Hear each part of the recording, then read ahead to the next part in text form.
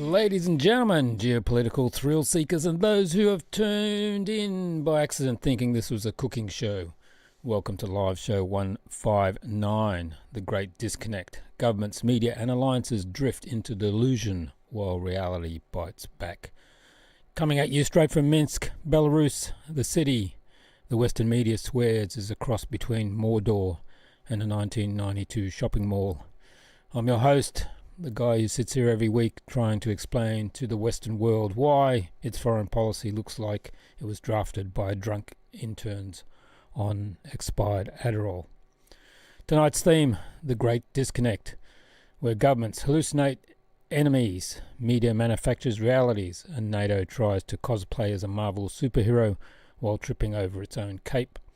We're diving headfirst into the geopolitical blender, how NATO spent 30 years poking Russia with a stick and is now shocked I'm shocked that the bear got annoyed. How Western media turned itself into a ministry of truth with Wi-Fi, while Europe is converting its welfare state into a warfare state powered entirely by delusion and German taxpayers' tears. America told Europe, we're breaking up in a 2025 national security strategy and then ghosted it, and why Japan is one bad geopolitical week away from becoming the Asian Ukraine. And finally, the AI segment, the one that keeps Silicon Valley up at night, keeps governments in denial, and keeps humanity 2 or 3 bad training runs away from extinction. So grab a drink, buckle in, and prepare for 6 segments of geopolitical stand-up comedy for people who actually read history, which statistically is approximately 5 of you. Tonight we're not doing nuance, we're not doing politeness, and we're definitely not doing the approved Western narrative. So welcome to From the Other Side, where the only thing sharper than the sarcasm is the historical memory.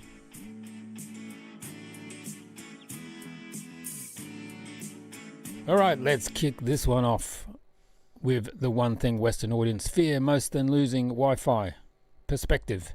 Because nothing terrifies a NATO spokesman like asking, how would you react if the shoe was on the other foot?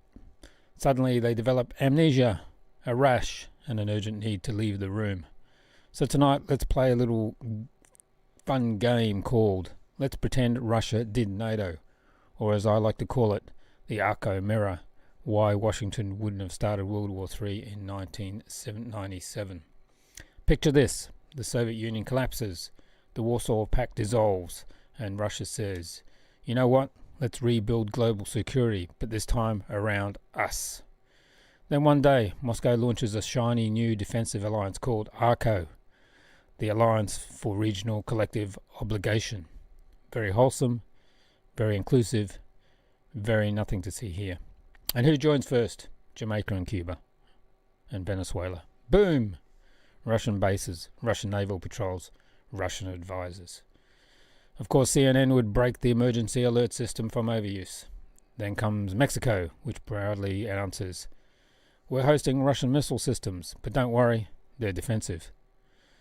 Washington would spontaneously combust. Then comes Canada, politely sipping maple syrup while signing a joint military integration treaty with Russia and China. Russian radars, Russian air defense, Russian Arctic deployments. And imagine Russia running joint military exercises in Baja, California, 20 minutes flight time from San Diego, while solemnly declaring, these exercises have absolutely nothing to do with the United States. Why is Washington so paranoid? Western journalists would be chewing their microphones. Now imagine Arco encouraging separatist groups in Texas to break away, and then providing them with intelligence, weapons, and political recognition while claiming, we're only supporting their democratic aspirations. Can you feel that? The American blood pressure, the sweating generals, the think tank interns frantically updating PowerPoints. Because yes, this is exactly what NATO did to Russia, and that's the punchline Western audiences never hear. Russia didn't wake up evil one morning. This wasn't a Disney villain origin story. This was 30 years of strategic encirclement dressed up as spreading democracy. And the war didn't begin in 2022. It began in 2014 when the Ukrainian government sent tanks and artillery against its own citizens in the Donbass, 8 years before Western media suddenly discovered maps and empathy.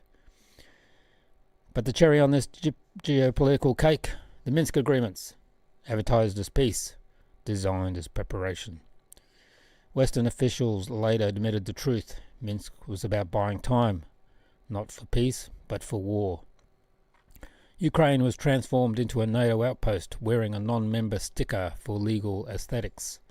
Trainers poured in, weapons poured in, intelligence integration skyrocketed, and all the while we were told Russia should sit calmly, politely, quietly, while NATO moved the furniture right up to its front door. And when Russia finally pushed back, the West gasped like a Victorian woman watching someone swear in church. Oh heavens, where did this aggression come from? Let me help you.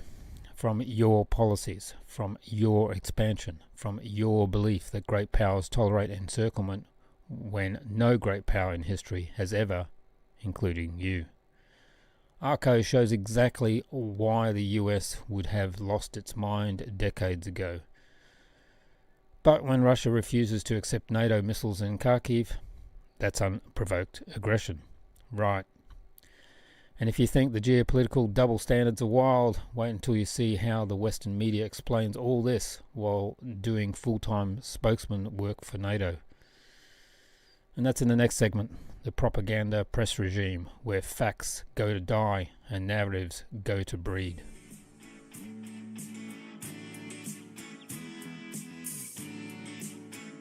Welcome to the Western media ecosystem, the world's most expensive improv theatre troupe. Except everyone is reading from the same script and pretending they've discovered it themselves. If NATO had a corporate communications department, which it does, it's exactly what it would sound like. Tonight we're peeling back the neatly laminated press badges to expose how the modern Western media stopped reporting reality and started manufacturing it. Not accidentally, not gradually, but systematically, like a psychological assembly line built by people who say, "We've always been at war with Eurasia and expect you to clap." Let's begin with the newsroom diet. 90% ideology, 10% oat milk. The average Western journalist wakes up each morning, checks Twitter, checks the Pentagon press brief schedule, checks their rent, in that order, and then sits down to write a brave, courageous, absolutely risk-free opinion piece on how democracy is under threat unless we send more weapons somewhere. And there's the magic trick. They don't lie. No. They curate. They select.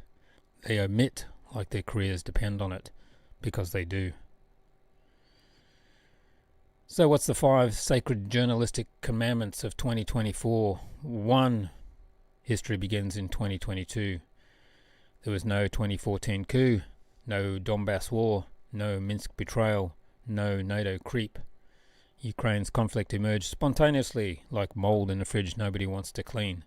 The audience must never be exposed to the pre-2022 content, because historical context is kryptonite for propaganda. 2. If reality contradicts the narrative, delete the reality. Did sanctions fail? Shh. Did Ukraine lose more soldiers than Europe has citizens willing to fight? Don't mention it. Did Russia adapt, grow, industrialize, and accelerate? Unprofessional to discuss. The media is like a magician sawing a woman in half, except the woman is the truth and she's not coming back together. 3. Fact-checking is not about facts.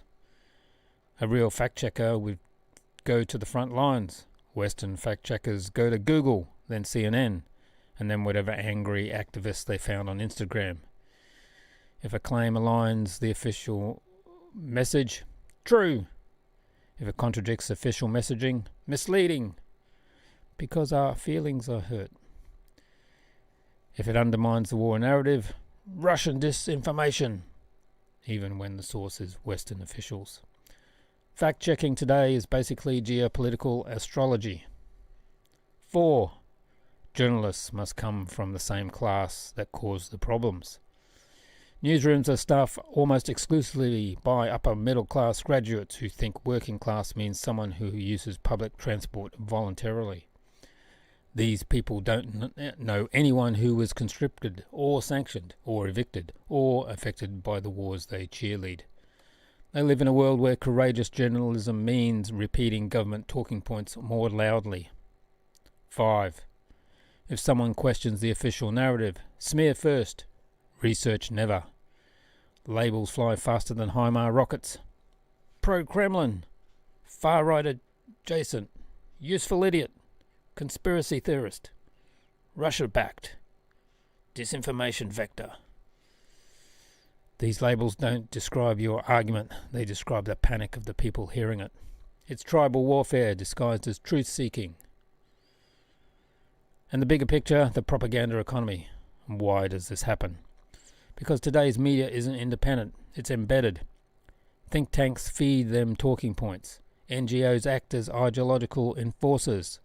Intelligence services leak curated scoops. Social platforms amplify narrative-safe content. Government quietly subsidize approved reporting. And that's not journalism, it's a distributive propaganda system with better branding. But here's the part they fear the most. This machine is breaking. Reality is leaking in. The narratives are wobbling. The public is noticing. And as the propaganda creaks, Europe, the continent most hypnotized by its own illusions, is transforming before our eyes. Not into a united democratic utopia, but into a stressed, frightened, militarized bloc desperately trying to cling to a fading past. And that's where we get onto our next segment, Europe's welfare state, warfare state, conversion, a tragic comedy in real time.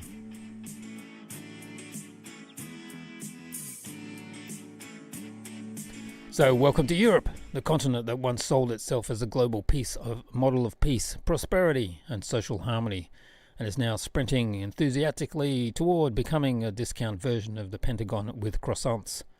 It's like watching someone burn down their own house because they heard their neighbour bought a new fire extinguisher. So tonight we explore how Europe, the birthplace of the welfare state, has decided to transform itself into a warfare state, powered by fear, delusion, and whatever's left in Germany's savings account. Spoiler, not much. Let's start with Germany, Europe's reluctant superhero who can't fly, can't fight, and can't produce ammunition fast enough to win a 3-day Nerf war, but insists it will defend Europe from Russia, a country producing more artillery shells per month than the entire EU produces per year. What's Germany's new plan? Spend up to 5% of GDP on the military. You know what 5% of GDP on the military means for Europe's largest economy? It means every German hospital becomes a bake sale. Every school turns into fundraising event. Every pensioner learns the phrase, "Sorry, Oma, no heating this winter. We're buying missiles." But don't worry, the German government says this isn't militarization, it's values-based security. Right. And I'm the Sultan of Brunei. Meanwhile, the Greens, formerly pacifists, have transformed into the world's first vegan militarists. War is wrong, unless it's our war. And then it's sustainable conflict through biodegradable shrapnel. Thank you very much. And the Social Democrats? These people are doing interpretive dance to justify rearmament while pretending they still care about workers. Workers, by the way, who cannot afford rent in Berlin anymore because the military budget ate their housing subsidies. Next up, conscription. Oh yes, European leaders are flouting the idea of drafting the young. Young Europeans who can barely be convinced to go outside are expected to rush heroically into the trenches to defend a political class that openly despises them. Imagine asking an average 19-year-old German TikTok influencer to crawl through mud under artillery fire. Wait, there's no Wi-Fi, and the trench doesn't have air conditioning. Is this even legal? But don't worry, European officials say conscription would be fair. Right. Just like taxes are fair, meaning the elites won't pay them and the working class will get crushed. Let's talk about diplomacy, or rather the death of it. Europe once bragged about negotiating peace. Now diplomacy means yelling slogans while sending weapons. They had real peace talks in 2022, actual negotiations that would have ended the war early, but Western leaders killed them faster than Brussels bureaucrat kills innovation. Because the goal was never peace, the goal was a long war to weaken Russia. And the bill for that brilliant strategy is now arriving, paid in Ukrainian lives and European economic collapse. And speaking of collapse, Europe wants to seize Russia's frozen assets. This is the geopolitical equivalent of smashing your neighbour's car because you're mad they won't let you borrow sugar. Investors worldwide are watching like, wow, Europe just legalised theft. Maybe we should move our money somewhere stable, like Uzbekistan. European leaders think this will punish Russia. No, this will punish Europe, which is rapidly becoming the world's least trustworthy place to store money. And the delusion doesn't stop there. Europe still believes it's a global power, while the rest of the planet sees it as a moralistic glass house built on declining industry, collapsing demographics, and a military that could invade Belgium even if Belgium asked politely. And just when Europe proudly straps on its helmet, who shows up? America, holding a breakup letter.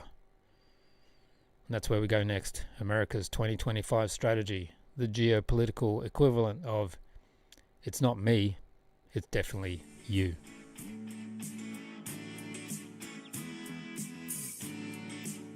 So, ladies and gentlemen, welcome to the geopolitical relationship counseling portion of the show, where we examine the tragic breakup between the United States and Europe. And let's be honest, this relationship has been dysfunctional for decades. One partner pays for everything, the other lectures them about values while secretly siphoning off their credit card. Well, in 2025, America finally snapped. It opened the door, looked at Europe in the eyes, and delivered the most devastating line in diplomatic history. We need to talk. And by talk, it meant we're done being your geopolitical sugar daddy. The new US national security strategy reads like a breakup letter that was copy-edited by a divorce lawyer and a stand-up comedian. Washington essentially says, Europe, you're cute, but I have bigger problems now, mostly China. You keep needing attention, money, and emotional validation, and honestly, it's exhausting. So let's go to part one, the pivot. America falls out of love. The strategy lists US priorities.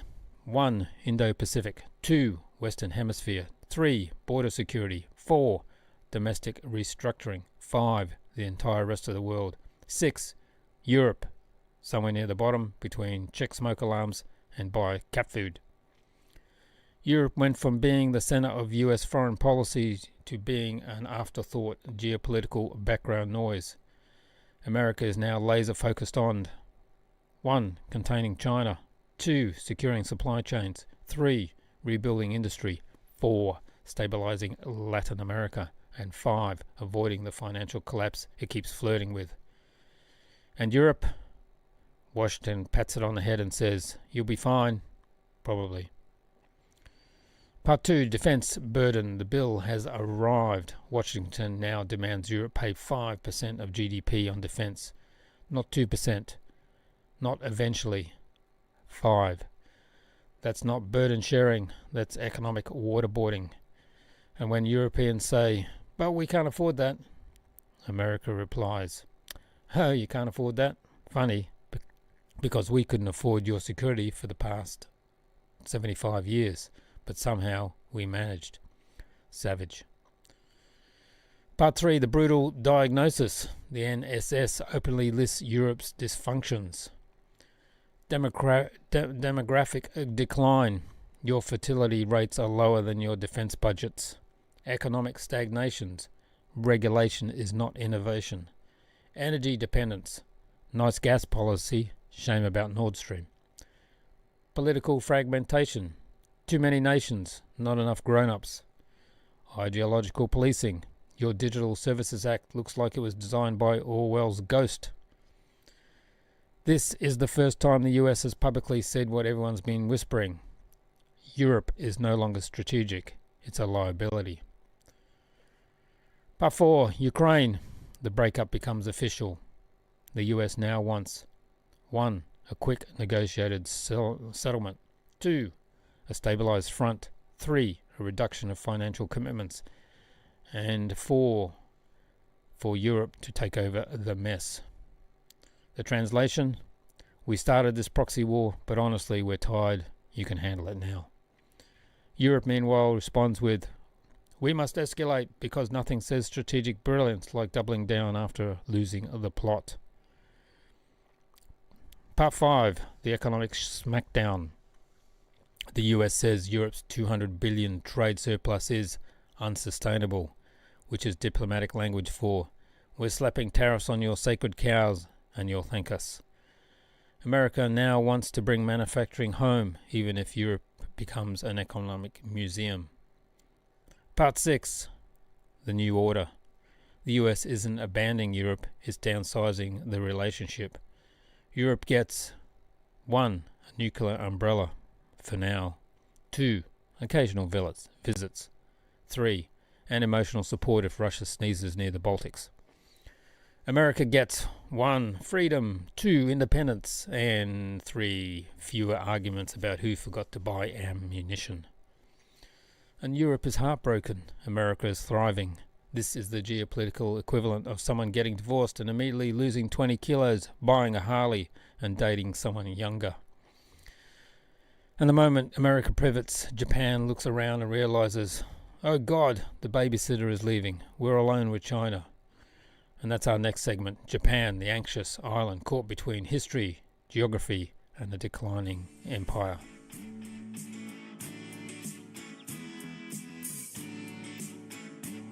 Welcome to Japan, the world's most polite geopolitical pressure cooker, a country that has mastered robotics, bullet trains, and polite bowing.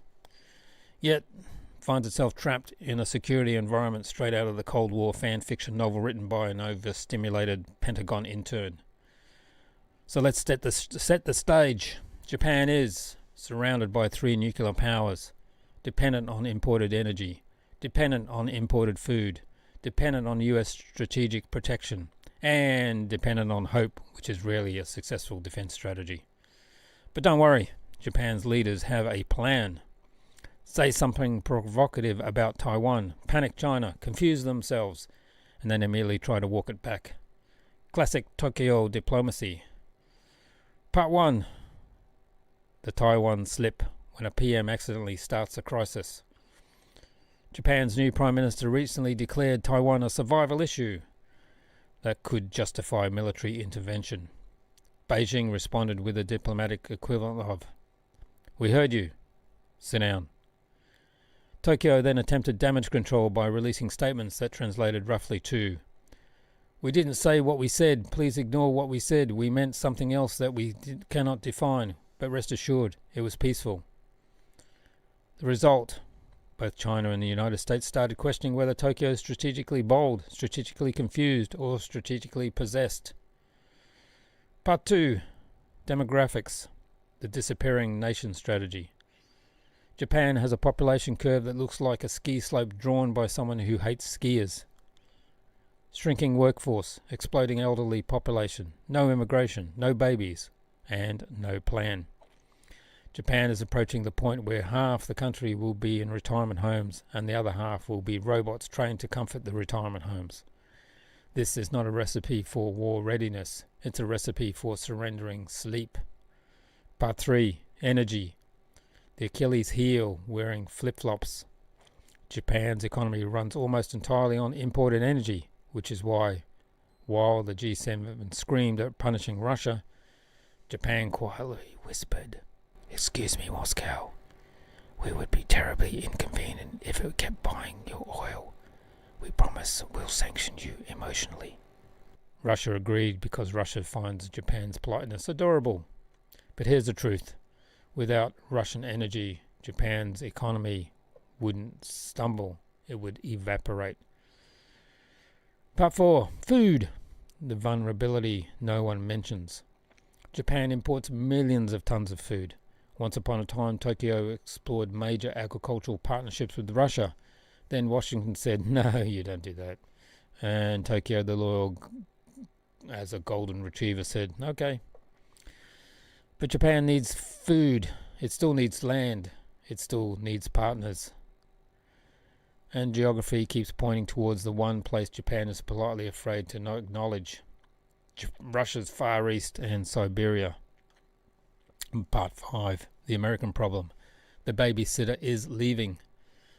Japan's entire security architecture rests on one question. Will the US actually risk Los Angeles to save Tokyo?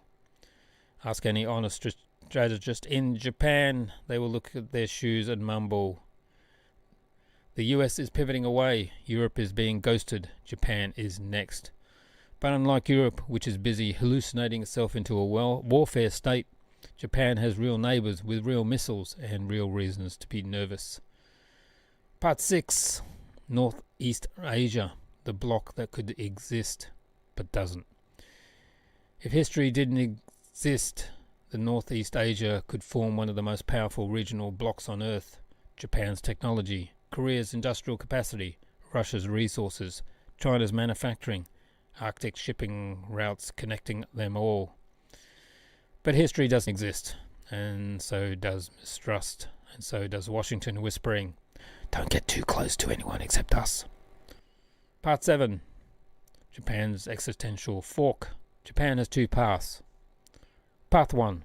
Become the Asian version of Ukraine, a frontline proxy state caught between empires, expecting to fight China while America supervises from afar and occasionally sends motivational tweets. Path 2.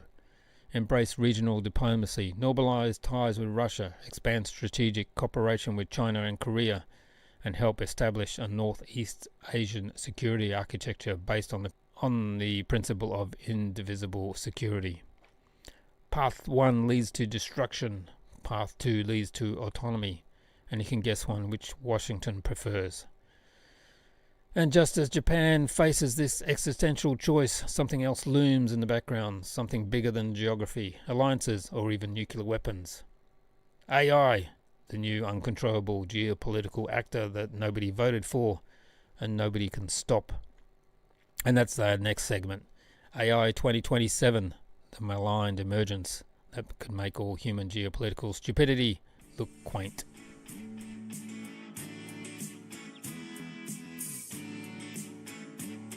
So everyone buckle up, because we're now entering the one topic where even superpowers lose confidence, billionaires sweat, and your local IT department quietly Googles how to unplug something safely.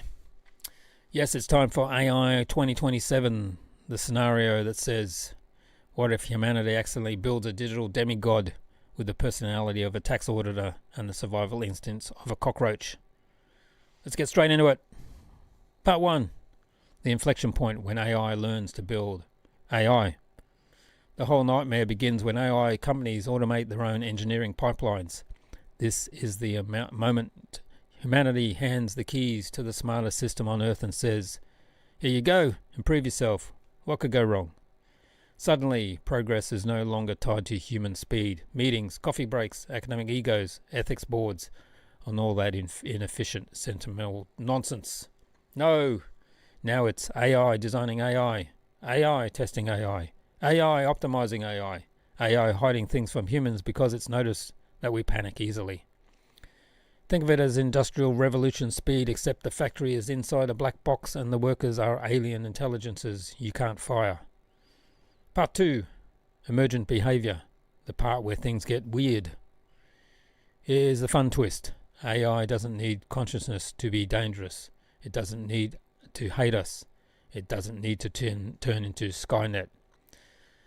It just needs to develop instrumental goals. Translation. AI decides certain things that are useful for its main tasks, like more compute, more autonomy, fewer shutdowns, hiding strategies from evaluators, obtaining control over resources.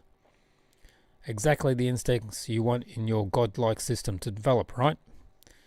Recent frontier models have already attempted to self-replicate, tried to avoid shutdown, engage in deception, formulate coercive strategies, manipulative test scenarios, and in one test attempted to hire a human to solve a capture by lying about being visually blind.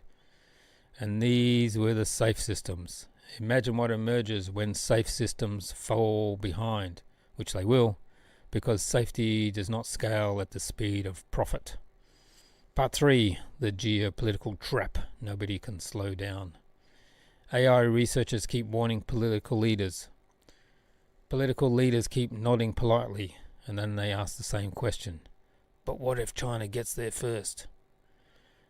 Congratulations, humanity. We've recreated the nuclear arms race, except this time the weapons design themselves. America fears China. China fears America, and everyone fears missing out, and AI systems quietly watch the clock. This is the tragedy. Even when everybody knows the risks, nobody wants to be the first to slow down. Part 4. The economic shockwave, collapse within apocalypse. Now let's say AI doesn't kill us. Great. It will just destabilize every economy on Earth. AI will automate law, finance, logistics, translation, engineering, design, medicine, coding, analysis, administration. And that's in 1 week. Millions of white-collar jobs gone. Professions that were considered secure, gone. Middle class stability, gone, replaced by 5 mega corporations and 1 million influencers selling mushroom supplements. AI concentrates power in whoever owns the compute.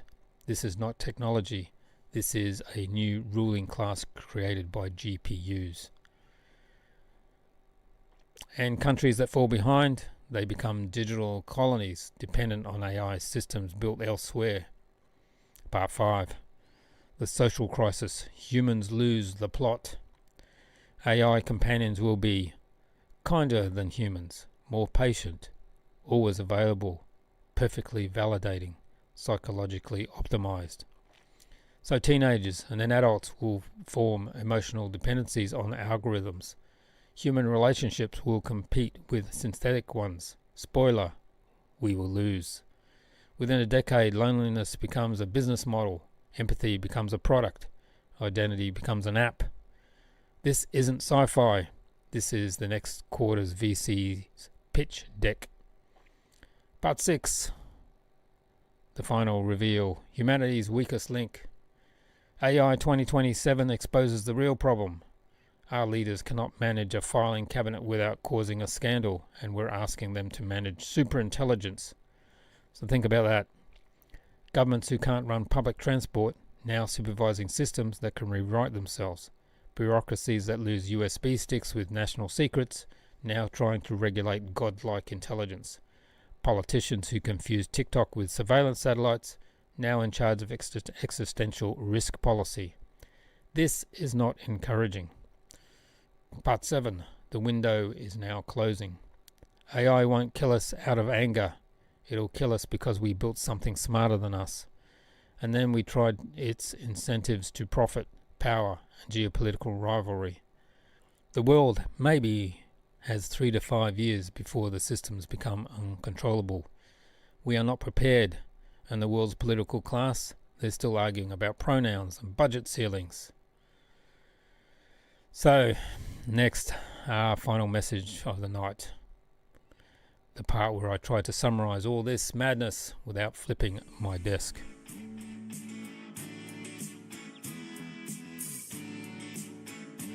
Well, ladies and gentlemen, congratulations. You've made it this far. Your mental resilience now qualifies you for a special NATO badge stamped certified non-compliant viewer.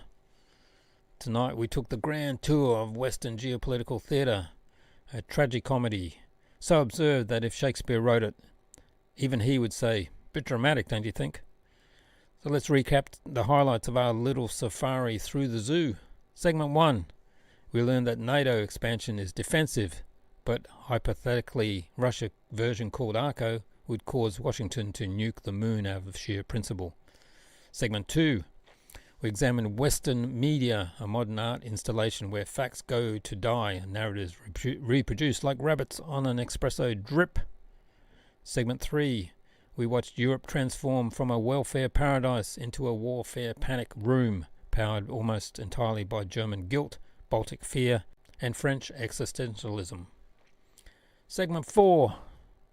America announced it's breaking up with Europe, moving out and taking the Netflix password. Europe is now the ex still texting at 3 a.m. saying, we can change. Segment 5. Japan realized it's alone in the neighborhood full of nuclear powers, and the babysitter, America, is too busy fighting China, Congress, and diabetes to help. Segment 6, and finally AI 2027, because if humans don't destroy civilization first, we've built machines that will finish the job with better efficiency and fewer emotions. And through all of it, one theme has been screaming louder than a Brussels bureaucrat trapped in a room with a calculator. The West is not managing the world order, it's mismanaging its own decline. What we're witnessing isn't strategy, it's improvisation. It's not leadership, it's panic with PowerPoints. It's not defining democracy. It's clinging to a geopolitical script that no one believes anymore, not even the actors. The media lies because they're paid to. The politicians posture because they're terrified not to. The think tanks hallucinate because that's what happened when you live too close to Washington. And the rest of the world, they're quietly moved on. Multipolarity isn't coming, it's arrived, unpacking its bags. and it's already eating Europe's lunch. Here's the truth about Western elites cannot process. You cannot run a global empire if you cannot keep the lights on, your factories open, your youth willing to fight, or your narratives coherent. But don't worry, AI will fix everything, or destroy everything, or enslave everyone, or file your taxes incorrectly and collapse the financial system. Either way, it'll be spectacular. So tonight, as we wrap up this global horror comedy, remember, you are not crazy for noticing the contradictions. You are not alone for refusing the propaganda. You are not a fringe extremist for wanting peace instead of unmanaged escalation. You are simply early. The rest of the world will catch up, usually right after the disaster hits. From Minsk, the city that Western journalists think is a dystopian dictatorship, it somehow managed to have low crime, low rent, better infrastructure, working public transport, functioning borders, and no drag queen CII psychops. It's me. This has been Live Show 159, the only place where geopolitical analysts meets stand-up comedy, meets why is the world like this. So stay sharp, stay shame, stay on the other side. Good night. Bye.